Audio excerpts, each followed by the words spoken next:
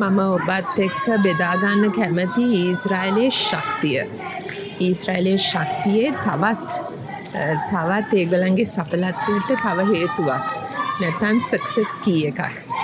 Success කී එක වන්නේ ඒගොල්ලන් සබත රකින්නවා. ඒගොල්ලන් සබත රකින්නවා.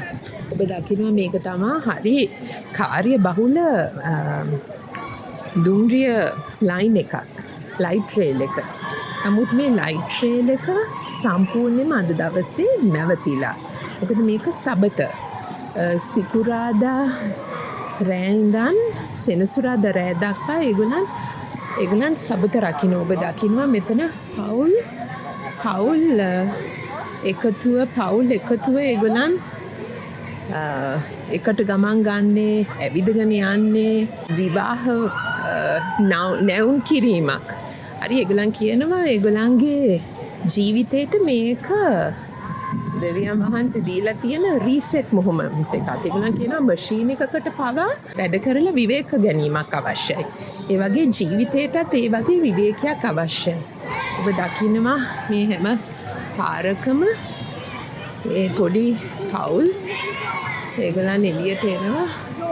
තාත්තලා ඒගොල්ලන් බෝල ගහනවා. හරි පොඩි පවුල් ඔබ දකින්නවා මෙන්න මෙතන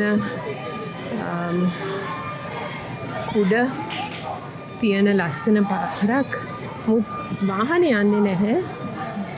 වාහනේ යනවා නම් තියෙන්නේ ඇම්බියුලන්ස් සහ පොලිස් වාහනේ. ඒක නිතර ඒගොල්ලන් අවදිව සිටිනවා.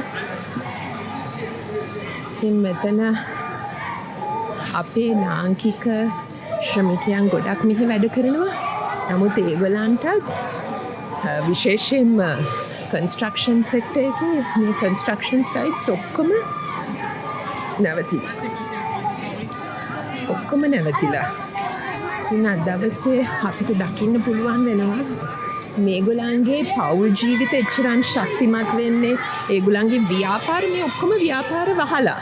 මේ ඔක්කොම බිස්නස්, බේකරි, රෙස්ටරන්ට්ස් මේවා ඔක්කොම වහලා. පාරේ යන්නේ ඇම්බියුලන්සස් විතරයි. ඒක ඔයගොල්ලන් අවදිව සිටින්න අවශ්‍ය නිසා.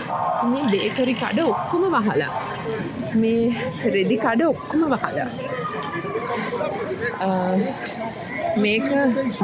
මේක තමයි මේගොල්ලන්ගේ දියුණුවට සහ මේගොල්ලන්ගේ ශක්තිමත් සමාජයට හේතු වන ප්‍රධාන කාරණාවක්.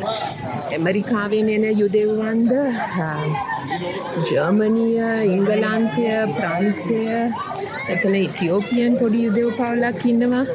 මේ හැම කෙනෙක්ටම මේ නීතිය ඒගොල්ලන් පිළිපදිනවා.